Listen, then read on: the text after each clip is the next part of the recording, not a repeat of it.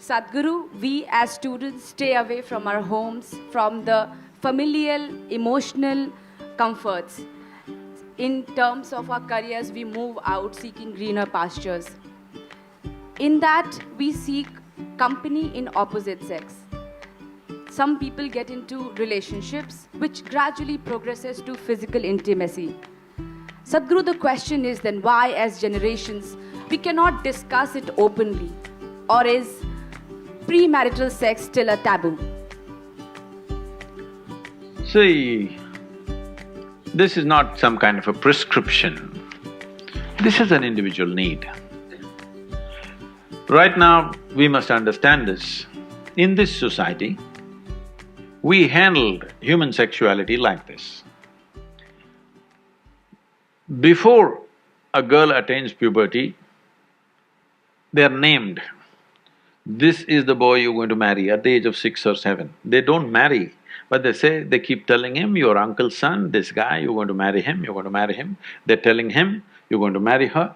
So they have not seen each other, they have not met each other, they have nothing going, but emotionally they're being bound. Before they touch each other physically, they want them to be emotionally bound in a strong way. So this is the technique of the culture, how they dealt with it.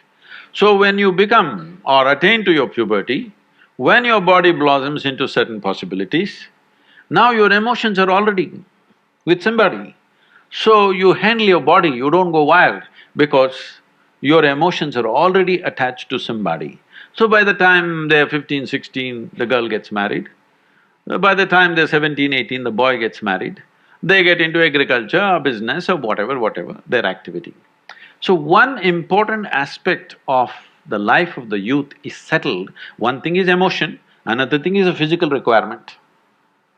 Both are settled at an early age. And of course, those days children came within a year or 2 years, so they got engaged and they got busy and life went on, all right? Today, our lives have changed because by the time you finish education, most people are minimum 24, 25 years of age.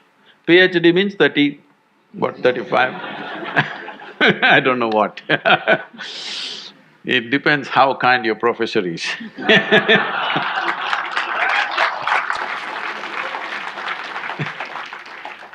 So, let us say average education time is 25 years of age. By the time they get employment and settle down somewhere to reasonable financial security, 30 years of time, all right? The peak of human hormonal function is between 15 to 30. You're not teaching people some ascetic way to live. You're not giving them some sadhana that they're transforming their energy into some other possibility and attaining to something else. There is no such thing. And there's close proximity with the opposite sex.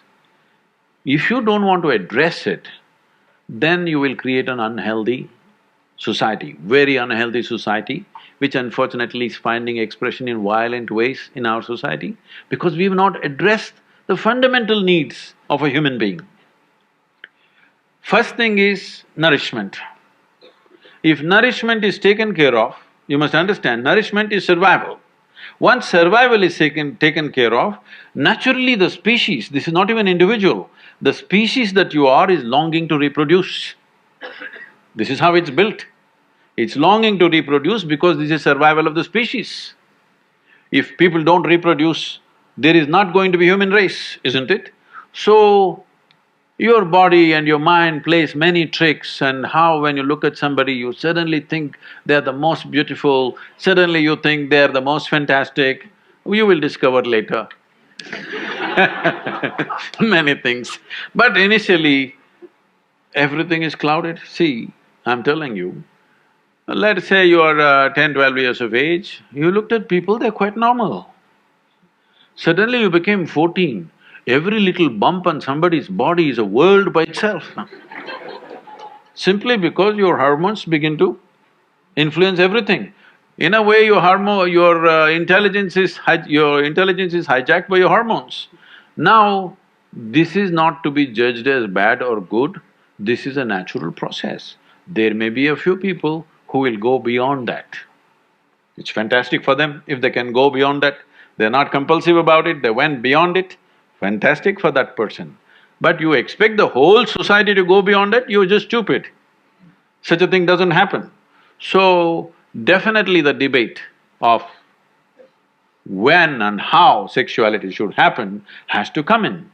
But now, we are still having a certain cultural aspects to us that we are an emotional lot. We are still an emotional lot. People suffer immensely when things happen without the needed emotions. A whole lot of people at least. There may be a few people who are above that, but a whole lot of people suffer. So, for our country, for our society, how to deal with this without causing a major disruption in the social structure is something that we must debate. We must do research on it, how to do it.